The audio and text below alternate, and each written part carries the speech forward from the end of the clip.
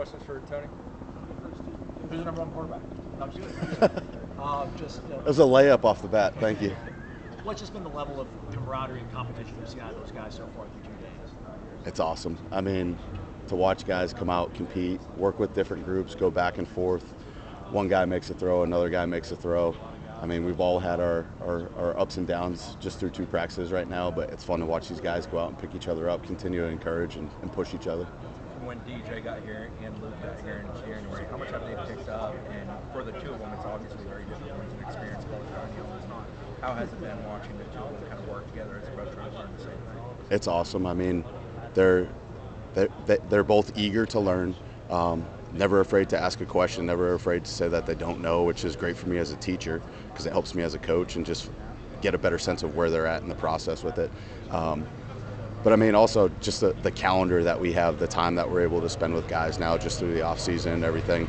So that obviously helps. And then having our OTAs and our walkthroughs essentially, I mean, that's a huge piece of it for those guys to be able to get reps before they go full speed out here. So it's definitely helped. But I mean, to watch the group as a whole just kind of bounce stuff off each other and help each other out, it's been really fun.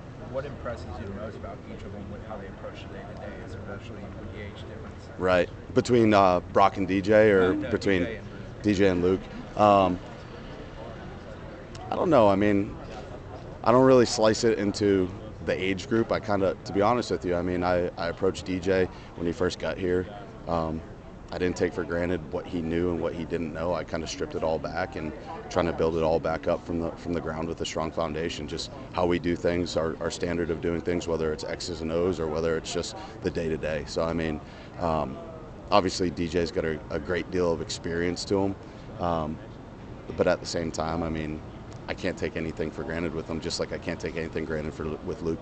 How is Brock handling with new guys in the room, especially with an older guy who played a lot of college games? Right. I think having Jordan Travis in the room has left a lasting impression on what it means to be a quarterback at Florida State. Just the culture that Jordan built, what it means to care for teammates, what it means to be a servant leader.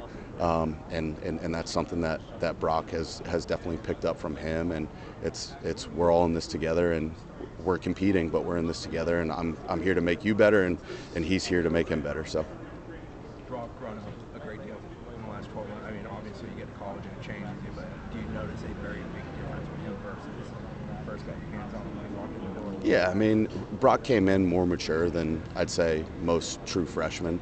You got to remember when he got here, he was also 17 years old. So, I mean, just to see the growth that he's had, a little bit of it by fire and then some of it, just the natural progression that you see in a young player or a young quarterback. But it's been fun to watch him grow. How hard for Brock was it to add that strength and that weight? Just, you're going to get hit. Yep. You got to build your arm strength too, I'm sure. Absolutely. Just getting a full off season.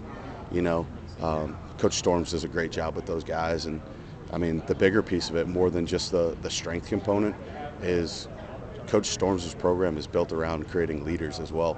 And that's not just Brock, that's DJ, that's Luke.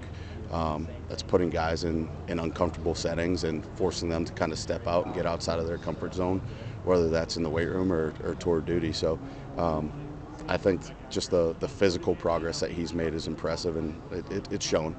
When Tuesday wrapped up, what did you tell him? Like, what was your first message to him after his first college practice? I asked him if he had fun. You know, it's the greatest game in the world, and he gets to play the greatest position in all sports. Obviously, I'm a little bit biased to that. But we talked a little bit going into the practice and just about being you. You know, you've put in the time, you've put in work. It's not going to be perfect. You're going to have ups and downs. But I asked him, I said, did you have fun with it? And a big smile came across his face, and he said, that was fast and that was fun. So. How much have you tested out helmet communications so far? And if not, what's the next step as you test it out? Yeah, I mean, we've it's a constant work in progress. It's an adjustment or an addition, I guess, not just for the players, but for us as coaches. We got to kind of figure out that fine line between how much information or when to give information, not just a play call, and at the same time, how do the guys respond to it? Because each guy's a little bit different, how much they can take, how much they can handle on it. But overall, I mean, I think it's going to be a good tool, and we'll keep working with it. Do you like it? I do. I do. I really do. I think it also, selfishly, just kind of being a quarterback guy, I think it allows you to have a little bit more access to the quarterback in the game situation where you can give that last minute reminder, that last minute tip. Whereas in years past, I mean, you can't just scream from the sideline and them hear you with 85,000 people in the stands. So next Thursday there's going to be a scrimmage. Would you use it in that situation, for example? absolutely, absolutely. I mean, we've been operating with it the last few practices and last couple practices, and I mean, there's still bumps with it and everything, but just working out the kinks, and we'll go from there. DJ's playing so much football. Are you finding yourself having to like reprogram him or more refine some of these? I think I wouldn't say reprogram him. I wouldn't say reprogram, reset. There's a fine balance between a guy that's played a lot of football and figuring out what he does really well with and at and what he's comfortable with. And at the same point in time, I mean, there's things that we do things a certain type of way, and so it's a fun challenge for me as a coach of finding that balance of give and take with it, and then just from the schematic standpoint, like you said, he has seen a lot of football, both defense and offensive scheme. So some of those conversations are pretty fun. He challenges me as a coach, which I absolutely love. And at the same time, my job is to continue to find ways to challenge him so he doesn't get bored. So it's a good little game of ping pong sometimes. You talked about the quarterback room a little bit with his addition too, but he was saying today it's kind of weird because he's a veteran, but he's new in this system and this offense, and there's some younger guys too. But he said the dynamic's really good. Everybody participates, everybody feeds off of each other. How great is that to see them all want to get better and all kind of fight for that one common goal? I love it.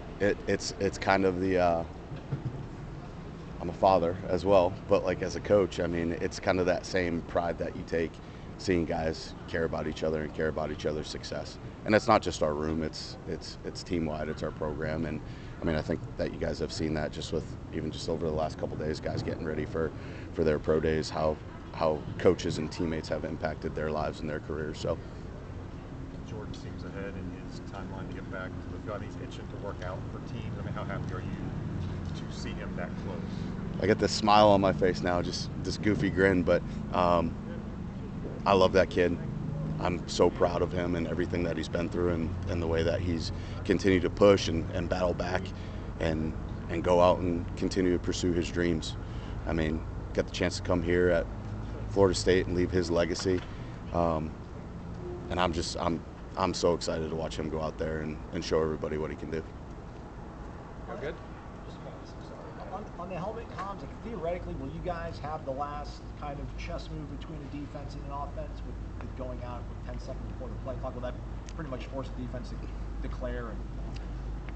I mean, I think it puts stress on the defense a little bit, just as far as how you use it and tempo, play calling, whatever that is.